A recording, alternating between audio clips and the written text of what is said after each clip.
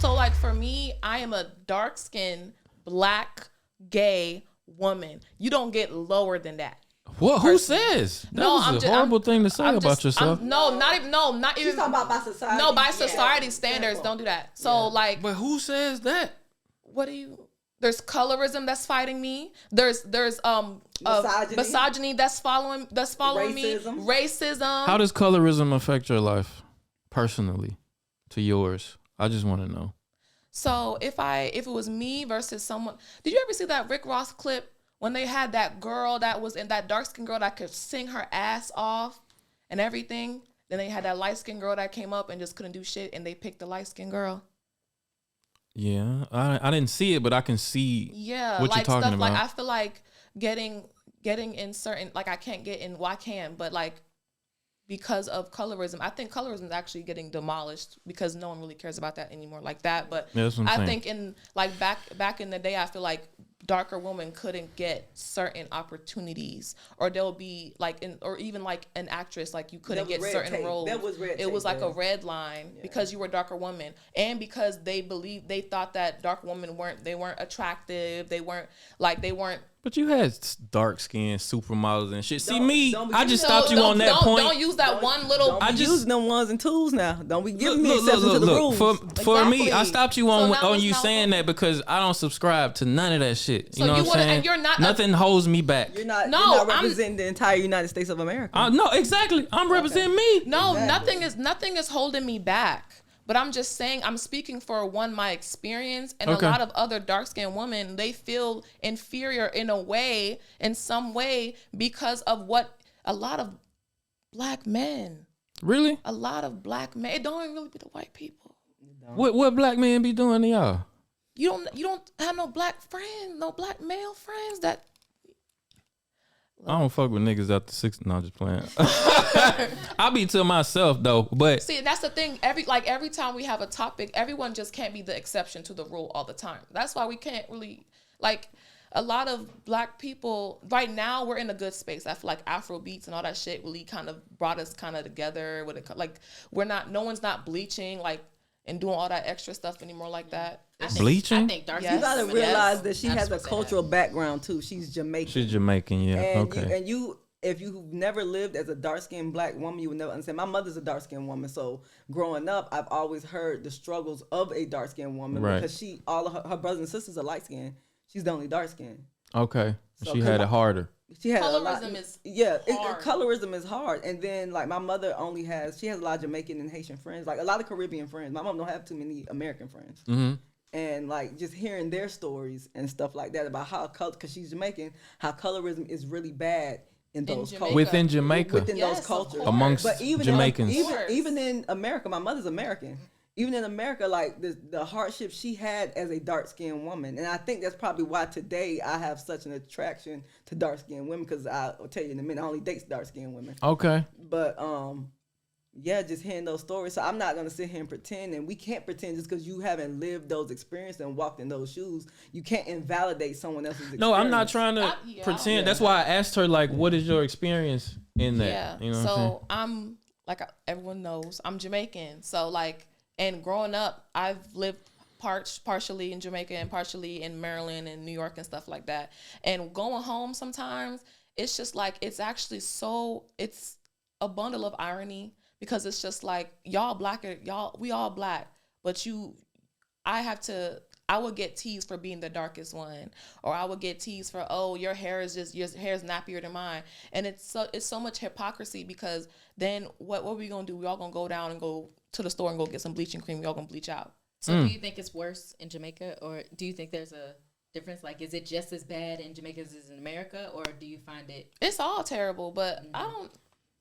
Do you get it worse when you go back home? Actually, no, I'm great now. Like my parents has always instilled that I'm beautiful, and I know I'm beautiful, so that hasn't been a problem. It's sometimes, like, when you're a child and you get bullied for little things, and sometimes those things like instill into you like I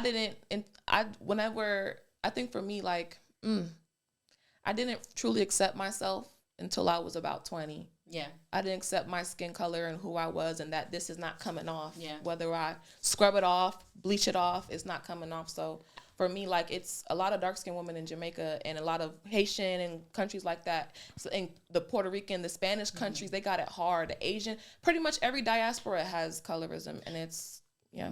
I mean, I kind of and don't think I'm trying to like go ahead say that I'm because of that it's the same situation, because it's not. Colorism is a whole big thing, but I kind of feel you, because I was the same way when I was younger, because I'm short. I'm 4'10". I've been Not 4'10". too short. I'm short. Okay, I'm 4'10". I've been 4'10" since the 7th grade. Like, I've been the shortest person in like the room every single time.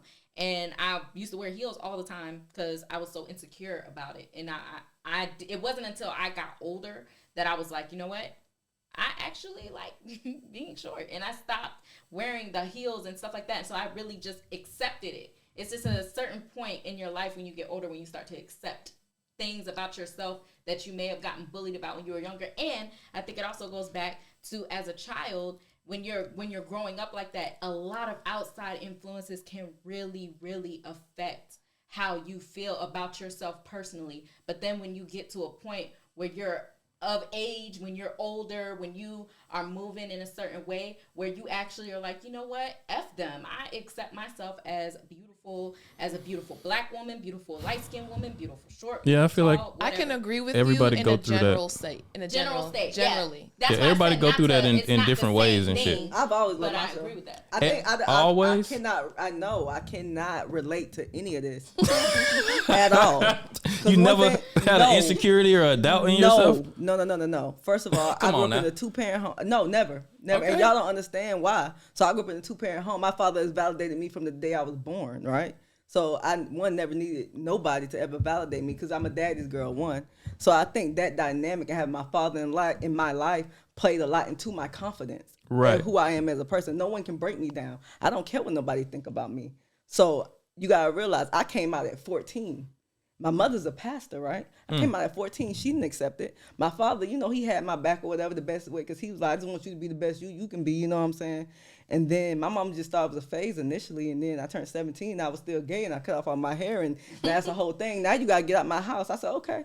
You going to get out my house, you going to leave that gay shit alone. I left the house. I've always been the type of person to stand on what I say. I've never been insecure, like in anything. So no, I cannot relate to none of these topics. You know what I'm saying? I think like None of it. insecurity and having effects on colorism are two different things. Well, he asked about insecurity. But that's okay. You don't think that's an insecurity? Like, I'm insecure for being insecure about the perception of like how you think people perceive you because you're dark skinned? No, I don't think. Yeah. I think. I'm not. I think you look at the word insecure as a bad word or something like that. Like I'm not insecure. I love who I am. I'm not insecure. I feel like back when I was younger, it was more of like a bullying, but it could it's and for but that'll me, breed an insecurity though. That's it what I'm could breed saying. an insecurity. Yeah. Did it breed an insecurity back then though? Back then, yeah, I would think. Yeah. So, I can agree. Yeah, back then. That's why I said I can agree. Yeah, because you said it took you a long time to accept yourself and stuff, so you was insecure. Well, yeah. It's nothing wrong with being everybody no. insecure about some shit. Right. You know what I'm I'm just saying? saying. except for Billy Primo. Yeah, except for Billy Primo Billy over not here. insecure about nothing. I ain't insecure about shit. I'm secure in everything. Okay, Yeah. we I understand. think for me right now, I think I'm secure now. I just think that just being in a room with people who, think you're ugly because you're dark skinned is just, it does a lot for you. But I feel like now I don't give a fuck. I'm out the house. Yeah. Like Let me I'm ask you outside. this. Do you ever think you had that assumption No. and were wrong? Like I thought I was not Like ready. you were in a room and you felt like people was like giving you the cold shoulder because you dark skinned. They would literally say, "You're ugly. You're dark." Like Come literally. on, how often did African that booty happen? scratcher. No, I swear to God. I swear to God. Booty I swear to scratcher. God. I can even tell y'all a story. One time when I was in Jamaica, I was 10, and my little sister was 1, and she's like a bright. She brighter than you. Like she's a light bright. And I brought her outside, and my aunt came back. She told me bring her inside. If you don't mind. I don't know. How you pussy? Me too. Not Thought I'd throw it out. I can't even tell. Go ahead. So So I'm being 10 and having a little 1-year-old sister. I like to bring her out and play with her, whatever. And my aunt told me to bring her inside. And she said it in patois, but she said, bring her inside or she gonna be as black as you. Yeah. So I think that for me, like, I have a different culture. I have a different experience. Like, that shit down there is, like, terrible. Like, all the artists down there, or most of the artists, they bleach. You know Vibes Cartel bleached out? Like, a lot of artists are bleached out because they don't like who I they seen are. that. Didn't Lil Kim bleach herself and shit, too?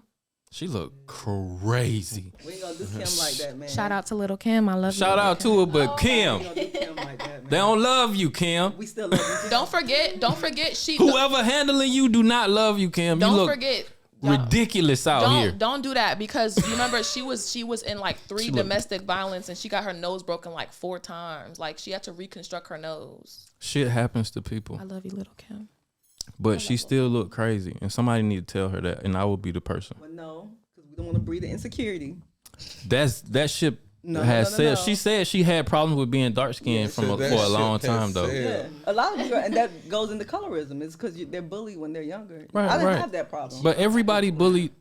Not to discount your experience, but everybody is bullied. I was bullied for some shit when I was young. I can't remember what, but I think it's more because you ever see a lot of actors and they'll play. I feel like someone played Nina Simone.